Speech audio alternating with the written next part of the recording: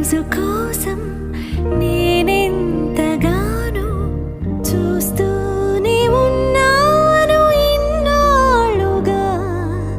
మౌనాలు అన్నీ మాట్లాడుతుంటే కనువిందుగా ఉంది తొలిసారిగా.